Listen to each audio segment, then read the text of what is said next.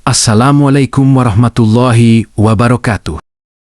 Sahabat Alus yang dirahmati Allah, kita berjumpa lagi dengan Alus Channel, saluran edukasi yang membahas seputar Al-Quran, pembahasan tafsir. Semoga Allah selalu merahmati kita dengan wasilah kecintaan kita terhadap Rasulullah dan Al-Quran. Amin, ya Robbal Alamin.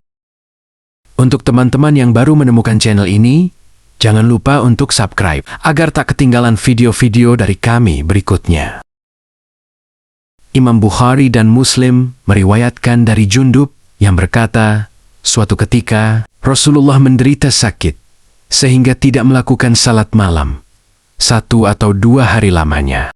Seorang wanita lantas mendatangi beliau dan berkata, "Wahai Muhammad, menurut saya hal itu disebabkan setan telah meninggalkanmu."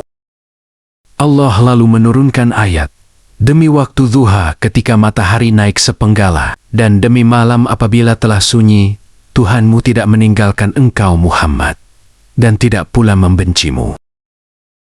Sa'id bin Mansur dan Farayabi meriwayatkan dari Jundub yang berkata, suatu ketika Jibril tidak turun kepada Nabi untuk beberapa lama. Orang-orang musyrik lalu berkata, "Sesungguhnya ia Jibril telah meninggalkanmu Muhammad." Selanjutnya turun ayat ini. Imam Al-Hakim meriwayatkan dari Zaid bin Arqam yang berkata, suatu ketika Jibril tidak turun kepada Rasulullah hingga beberapa hari lamanya. Ummu Jamil, istri Abu Lahab, lantas berkata, "Menurut saya, temanmu Jibril telah meninggalkanmu dan benci kepadamu." Allah lalu menurunkan ayat ini. Imam As-Tabrani dan Ibnu Abi Syaibah dalam kitab musnadnya, dan demikian pula Al-Wahidi dan lainnya, dengan sanad yang di dalamnya ada seseorang yang tidak diketahui meriwayatkan dari Hafs bin Maisarah Al-Qorosi dari ibunya, Haulah yang dahulu menjadi pelayan Nabi, berkata, suatu ketika, seekor anak anjing masuk ke rumah Rasulullah, lalu masuk ke kolong tempat tidurnya, dan mati di sana. Setelah itu, selama 4 hari lamanya, wahyu tidak turun kepada Rasulullah. Beliau lalu berkata, "Wahai Khaulah, apa yang telah terjadi di rumah Rasulullah ini?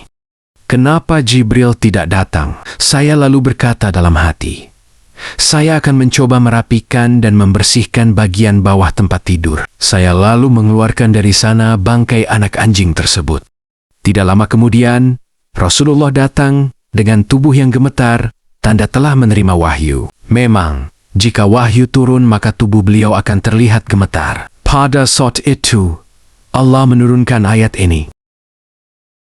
Al-Hafiz Ibnu Hajar berkata, kisah tentang terlambatnya Jibril turun disebabkan keberadaan bangkai anak anjing ini populer di tengge-tengge masyarakat. Namun menjadikannya sebagai sebab turunnya ayat ini adalah aneh. Bahkan harus ditolak berdasarkan riwayat dalam Sahih Bukhari dan Sahih Muslim. Ibnu Jarir meriwayatkan dari Abdullah bin Shiddad bahwa suatu ketika Khadijah berkata kepada Nabi, "Menurut saya, Tuhan, engkau telah menjauhimu." Allah lalu menurunkan ayat ini. Ibnu Jarir juga meriwayatkan dari Urwah yang berkata, suatu ketika Jibril terlambat turun kepada Nabi, sehingga beliau menjadi sangat gelisah. Khadijah lalu berkata, "Dari kegelisahan engkau saya melihat bahwa Tuhan telah menjauhimu." Selanjutnya, turunlah ayat ini. Kedua riwayat terakhir di atas berstatus mursal, namun para perawinya terpercaya. Mengomentari hal tersebut, Al-Hafiz Ibnu Hajar berkata, menurut hemat saya, kedua riwayat itu, yaitu tentang ucapan Ummu Jamil maupun Khadijah, adalah syahih.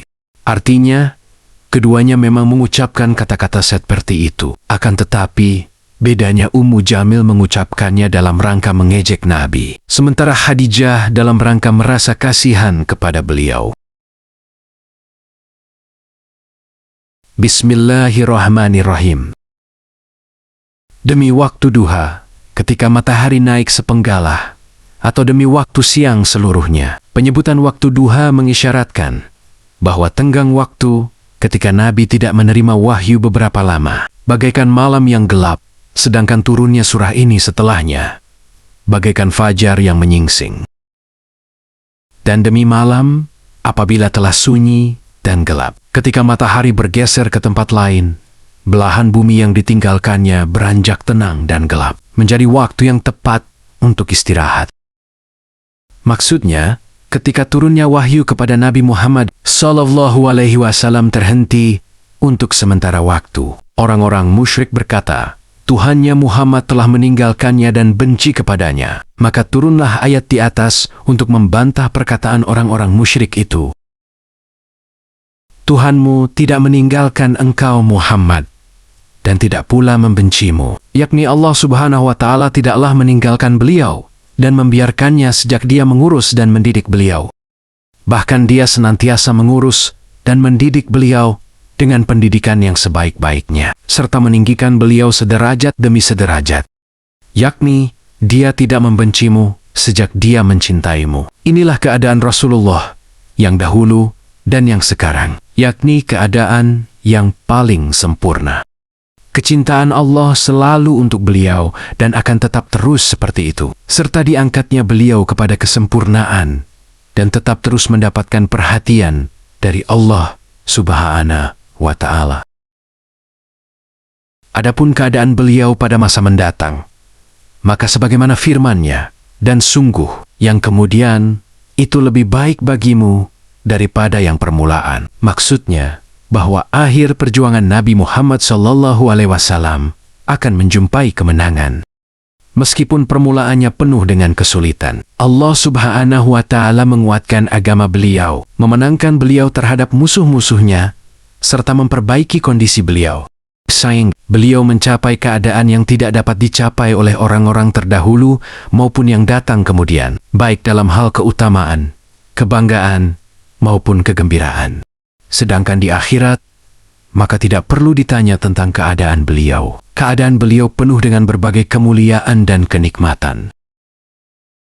Oleh karena itu, Allah Subhanahu wa Ta'ala berfirman, dan sungguh, kelak Tuhanmu pasti memberikan karunia-Nya kepadamu, sehingga engkau menjadi puas.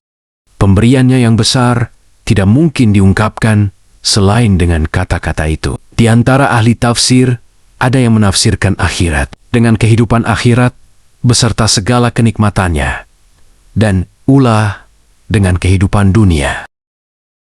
Selanjutnya, Allah menganugerahkan kondisi-kondisi khusus yang Dia ketahui, seraya berfirman, bukankah Dia mendapatimu sebagai seorang yatim, lalu Dia melindungimu? Yakni, Allah mendapatimu tidak beribu dan tidak berayah, bahkan ayah dan ibu beliau telah meninggal dunia, sedangkan ia sendiri belum bisa mengurus dirinya sendiri. Lalu Allah memberinya perlindungan. Ia dirawat oleh kakeknya, Abu Thalib, hingga Allah menguatkan dengan pertolongannya dan dengan kaum mukminin. Dan Dia mendapatimu sebagai seorang yang bingung, lalu Dia memberikan petunjuk. Artinya, Allah mendapatimu dalam kondisi tidak mengetahui apa itu Al-Quran dan apa itu iman. Lalu Dia mengajarkanmu apa yang tidak kau ketahui dan memberimu pertolongan untuk amal dan akhlak yang baik.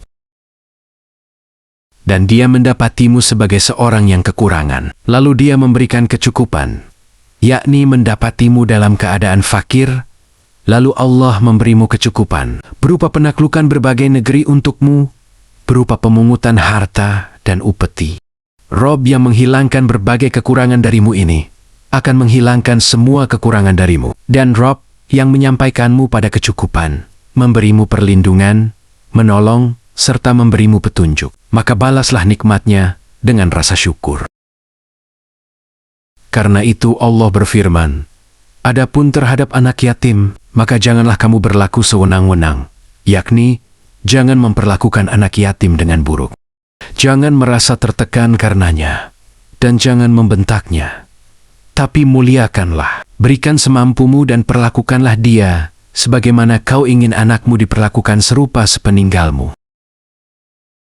Dan terhadap orang yang meminta-minta, maka janganlah kamu menghardiknya, yakni, jangan sampai kau mengeluarkan kata untuk menolak permintaan orang yang meminta-minta, dengan berupa kata-kata hardikan dan dengan perangai buruk. Tapi berikanlah semampumu, atau tolaklah dengan cara yang baik. Termasuk dalam hal ini, adalah orang yang meminta-minta uang dan ilmu. Karena itu, seorang guru diperintahkan untuk berakhlak baik terhadap murid, memperlakukan murid dengan memuliakan dan sayang, karena hal itu bisa menjadi penolong bagi murid untuk mencapai maksudnya dan tindakan memuliakan bagi orang yang ingin memberi manfaat pada sesama manusia dan negara. Dan terhadap nikmat Rabb-Mu, maka hendaklah kamu menyebutnya dengan bersyukur. Ini mencakup nikmat-nikmat agama dan dunia. Yaitu pujilah Allah karena nikmat-nikmat tersebut. Dan sebutlah secara khusus, jika memang hal itu ada maslahatnya. Bila tidak, sebutkan nikmat Allah secara mutlak atau umum. Karena menyebut-nyebut nikmat Allah itu bisa mendorong seseorang untuk mensyukurinya dan menimbulkan kesenangan bagi yang memberi nikmat. Karena hati memiliki tabiat mencintai orang yang berbuat baik padanya. Maha benar Allah dengan segala firman-Nya.